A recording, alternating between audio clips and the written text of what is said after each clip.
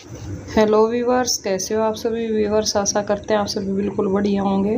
Viewers, आज फिर हमारा जो 500 क्वेश्चन का इंडियन इकोनॉमिक का टारगेट है उसको कंप्लीट करने की कोशिश कर रहे हैं।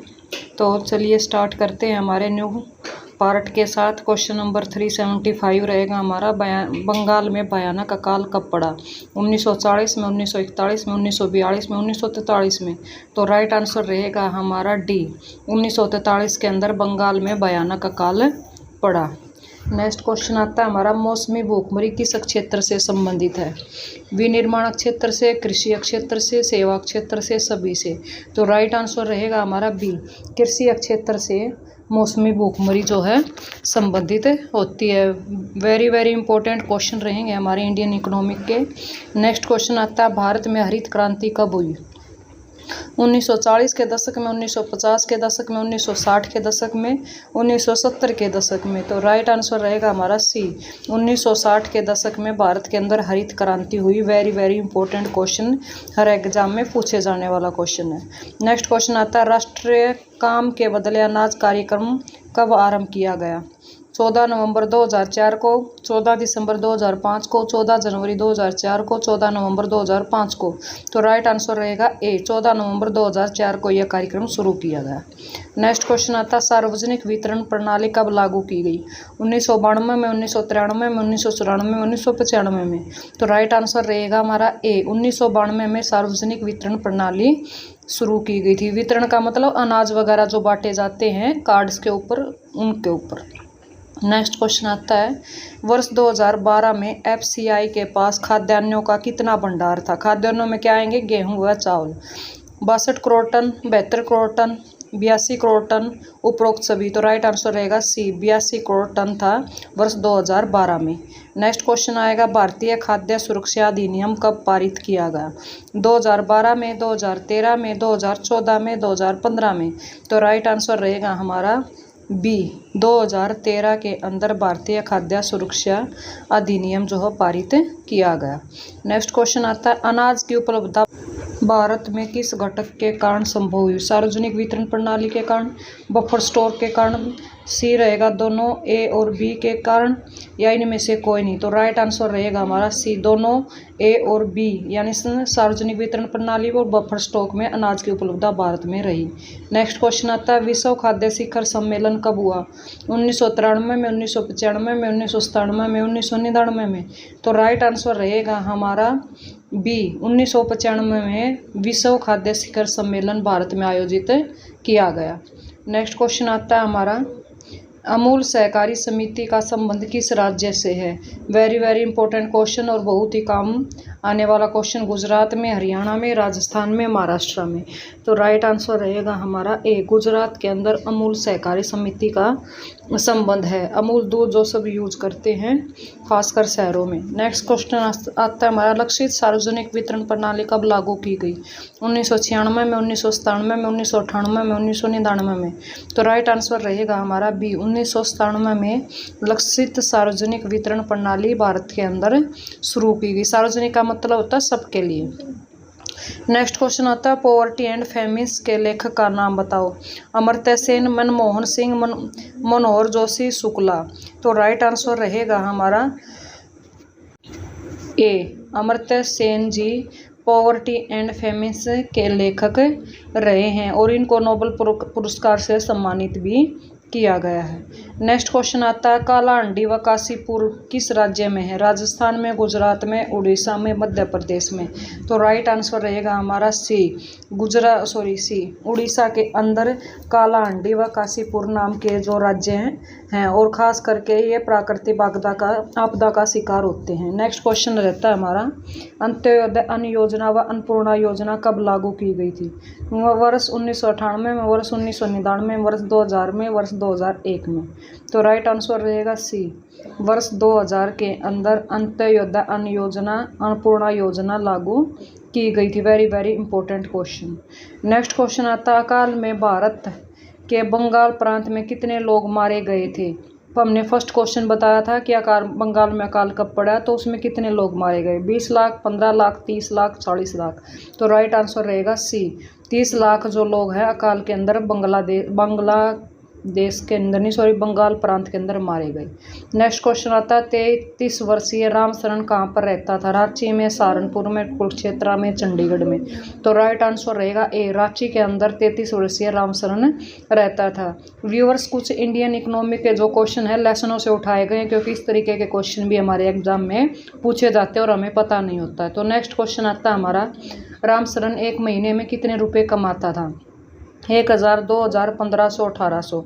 तो राइट आंसर रहेगा हमारा सी, 1500 रुपये कमाता था रामशरण एक महीने के अंदर। ये एनसीईआरटी बुक्स के क्वेश्चन रहेंगे। नेक्स्ट क्वेश्चन आता है, लखा सिंह कहाँ पर रहता था? कुरुक्षेत्र में, सहारनपुर में, चंडीगढ़ में, मेरठ में। तो राइट आंसर रहेगा हमारा डी, मेरठ के अंदर रहता था लखा सिंह। ये कुछ स्टोरीज आती हैं इंडियन इकोनॉमी की बुक में, उस बुक्स के जो करैक्टर उठाए गए हैं उनके कार्य अमीरी और गरीबी को दर्शाया गया है।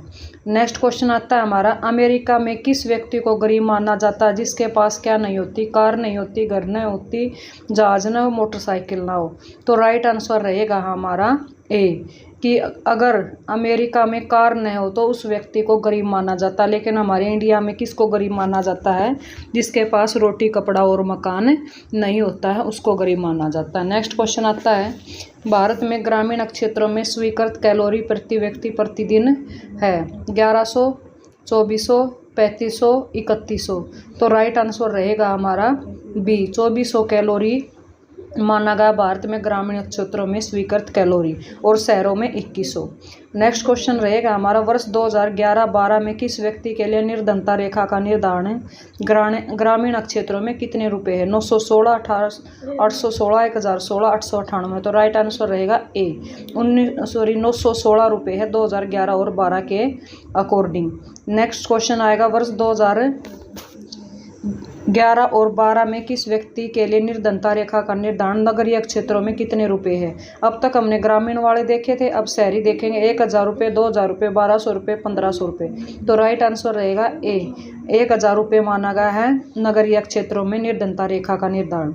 नेक्स्ट क्वेश्चन आता है, निम्न में से स्वतंत्र भारत की सबसे बड़ी चुनौतियों में से कौन सी है? अच्छा आवास, अच्छी शिक्षा, रोजगार या सभी? तो राइट आंसर रहेगा हमारा डी, ये जो सभी हैं ये स्वतंत्र भारत में सबसे बड़ी चुनौती है। आज भी ये चुनौती हमारे सामने बनी हुई है, अच्छा आवास हो, अच्छी शिक्षा और रोजगार की कमी।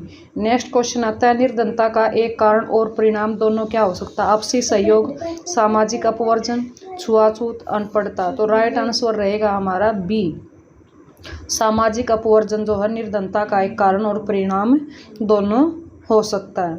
नेक्स्ट क्वेश्चन रहेगा निर्धनता से जुड़ा हुआ, निर्धनता रेखा किसके अनुसार भिन्न हो सकती है?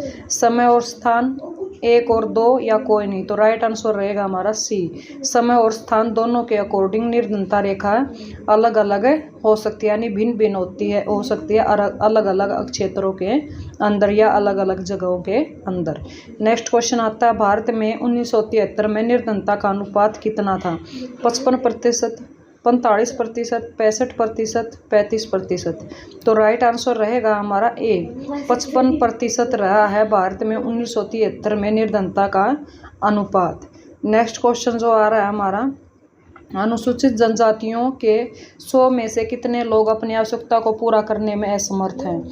45%, 48%, 51% या 49%। तो राइट आंसर रहेगा सी, 51% लोग जो हैं वह अनुसूचित जनजातियों के 100 में से अपनी आवश्यकता पूरे करने में असमर्थ हैं। नेक्स्ट क्वेश्चन आता है, भारत में कितने प्रतिशत भूमिहीन कृषि श्रमिक निर्धन हैं? 50%, 45%, 55%, 40%।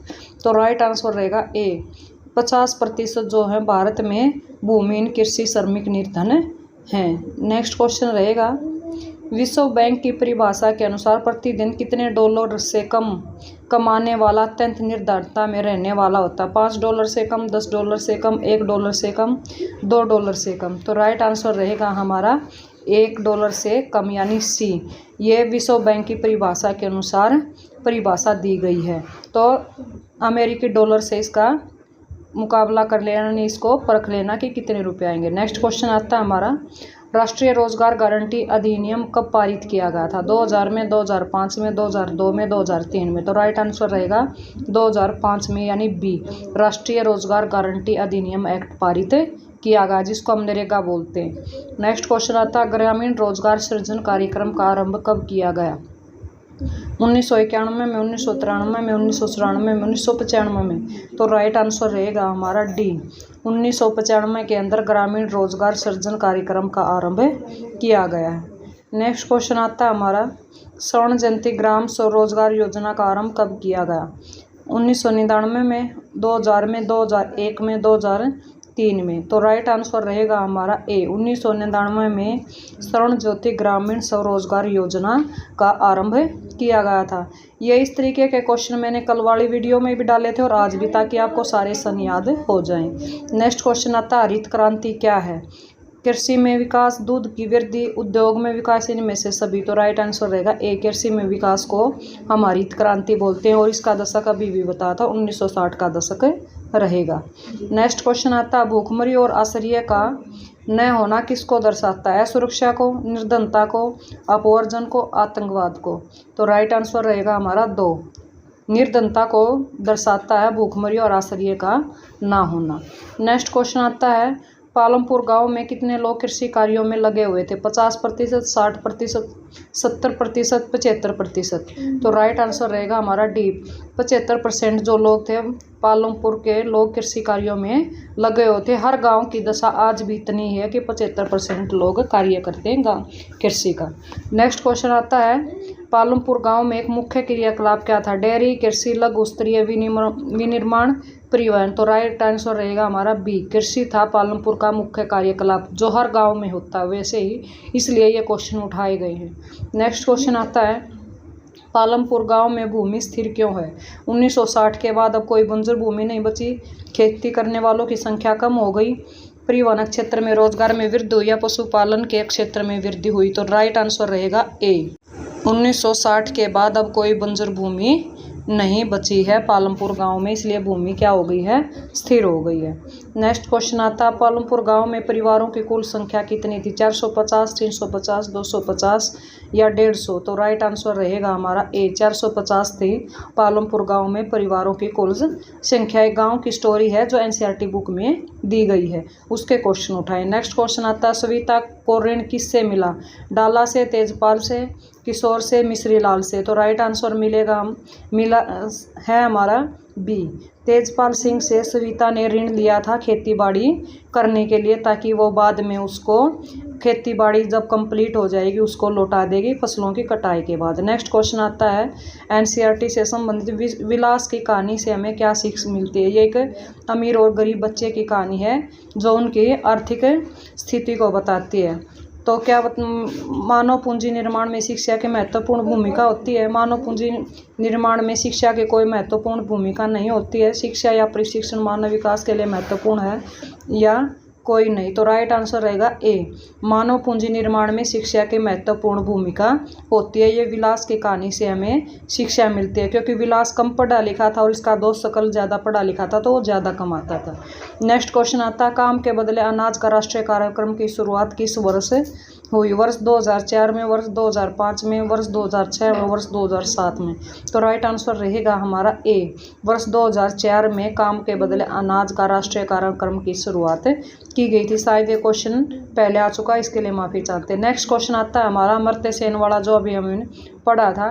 प्रोफेसर अमर्त्य सेन कौन थे? प्रमुख अर्थशास्त्री, प्रमुख राजनीतिक, एक समाजसेवी, एक प्रमुख अधिवक्ता। तो राइट आंसर रहेगा ए, प्रमुख अर्थशास्त्री जी थे professor Amartya Sen ji. Very very important question. Next question आता है संगठित क्षेत्र के अंतर्गत क्या आता है? सरकारी नियमों का पालन किया जाता है, प्रोविडेंट फंड की व्यवस्था होती है, पेंशन की व्यवस्था होती है, इनमें ये सभी। तो राइट आंसर रहेगा डी, ये सभी व्यवस्थाएं होती हैं संगठित क्षेत्र के अंतर्गत आते हैं। तो प्लीज़ इनको बार बार पढ़े तो याद हो जाएंगे। नेक्स्ट क्वेश्चन आता है हमारा संगठित क्षेत्र के अंतर्गत आते हैं और क्या क्या चीज़ आती है? उद्यम या व्यावसायिक इकाइयाँ, इनमें से लोगों की नियमित रूप से काम मिलता है, या ए और बी दोनों इनमें से कोई नहीं। तो राइट आंसर रहेगा सी। उद्यम या व्यावसायिक इकाइयां भी इसके अंदर शामिल होती हैं और लोगों को नियमित रूप से काम मिलता है उसको, ये सारी चीज़ें संगठित क्षेत्र के अंतर्गत आती हैं। नेक्स्ट क्वेश्चन आता है असंगठित क्षेत्र के अंतर्गत क्या आते हैं?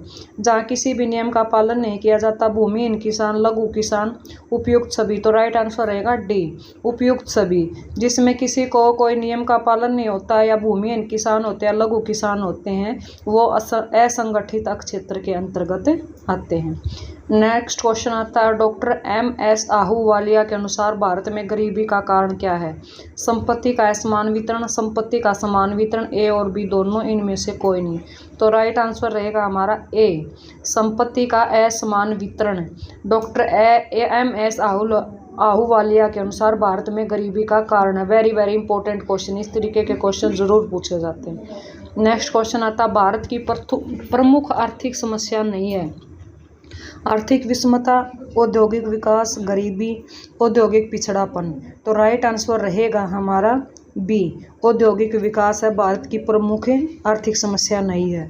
नेक्स्ट क्वेश्चन आता है सरकार द्वारा वर्ष 2005 में ग्रामीण क्षेत्रों में एक व्यक्ति के लिए प्रतिमाह निर्धनता रेखा की राशि क्या निर्धारित की गई? 290 रुपये, 356 रुपये, 456 रुपये, 522 रुपये। तो राइट आंसर रहेगा बी, 356 रुपये निर्धारित की गई है वर्ष 2005 में ग्रामीण क्षेत्रों में एक व्यक्ति के लिए प्रतिमाह निर्धनता की रेखा। धन्यवाद व्यूवर्स, ये आज के हमारे इंडियन इकोनॉमी के 500 जो क्वेश्चन का टारगेट था उसका पार्ट रहेगा। व्यूवर्स, आशा करते हैं आपको हमारे क्वेश्चन अच्छे लगते होंगे। तो अगर अच्छे लगते हैं तो प्लीज़ लाइक करें, शेयर करें और चैनल को सब्सक्राइब करें ताकि हमारा हौसला बना रहे। मिलते रहेंगे आपके साथ ऐसे ही नॉलेजेबल वीडियो के साथ। आप सभी का बहुत बहुत धन्यवाद।